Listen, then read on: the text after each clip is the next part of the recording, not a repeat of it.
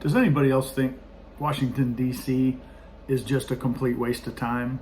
What is with Congress? Even my congressman, a supposed Republican here from Missouri, Blaine Luetkemeyer, where the hell is he at on all these important issues? Censorship, the border, Second Amendment. Where in the hell is he at? I tell you, 90% of Congress just needs to go home because they are absolutely worthless. The oath that they swore to uphold, they disregard it unless it suits them.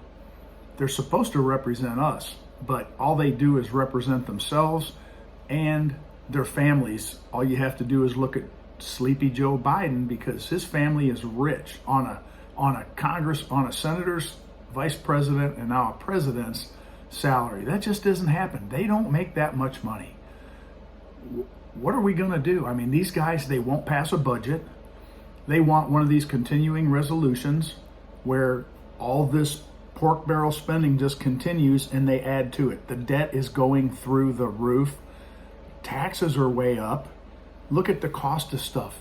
Bidenomics, oh my God. All Biden had to do when he got to DC was not touch a thing. Leave it alone. The economy was rolling. Unemployment was down. Manufacturing jobs were up. The border wall was being built and immigration was under control. We had some good agreements with our southern neighbors to not just let all these millions of people come across into the United States. How many millions is it now? I mean, I heard the other day, one day, 20,000 people came across the border. They went underneath the border crossing up on the bridge. And Biden and his czar of the border, Kamala Harris, she doesn't do anything about it. These people are just coming in as they please. They have an app on their phone where they can claim asylum no matter where they're from, because we have people from China, Asia, Russia, South America. People are coming from all over the world because the Democrats promise them free shit. I mean, come on. We work our butts off. The auto workers right now, I gotta say, I don't blame them. They took cuts during the slow times and during COVID, and they just want a little bit back. The salaries may be up and your pay may be up, but inflation is way higher. It's way above what any income increase you've had since Joe Biden took office. You have got to see that. Even you Democrats out there, come on. Are you still going to vote for this asshat? Look what he's done. When he took office, we were energy independent.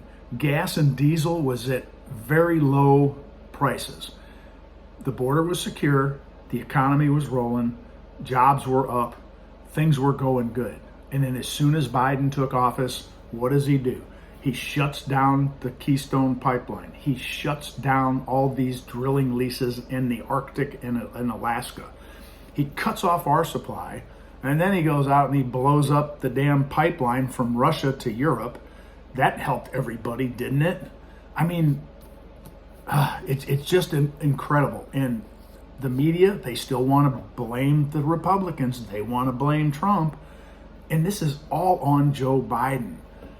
It's just incredible. If you think that 2024 is going to be any different, if every single one of us doesn't go out and vote so they can't add enough votes to take the election. And I don't care what you think. Give me a break. If you have any common sense at all, you can look at the affidavits of witnesses. You can look at the spike in Pennsylvania where they shut down voting, or was that Michigan?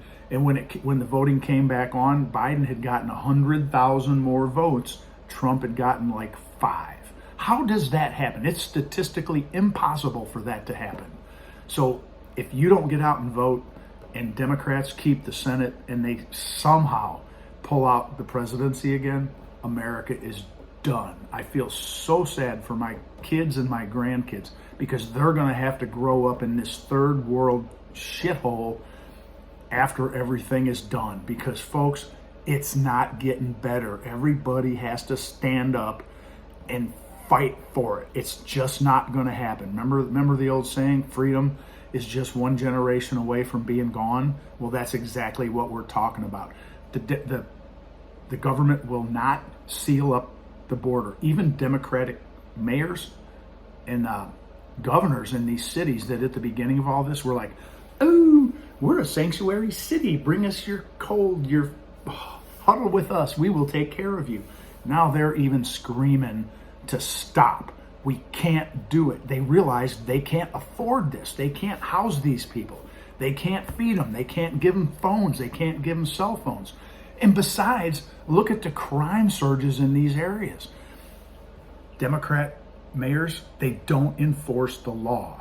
They continue to, like Missouri or Illinois, no cash bail. That means every criminal that gets arrested is going to get out. They don't have any kind of bail system. There's no repercussions. They're just going to go out, commit more crime. They'll never come back. It's just amazing. Law enforcement, they are kind of have to go along to get along because it's their jobs and their livelihoods. What would these cities do if all the law enforcement people just retired? They just left. And what would happen in those cities? Because nobody has a rule of law anymore. Nobody is afraid of getting arrested and getting prosecuted and getting put in jail for stealing shit, for beating people up, for carjacking people. I mean, it's not the America that I grew up in, and I pray to God that we can get it back. All right. Have a good weekend, everybody.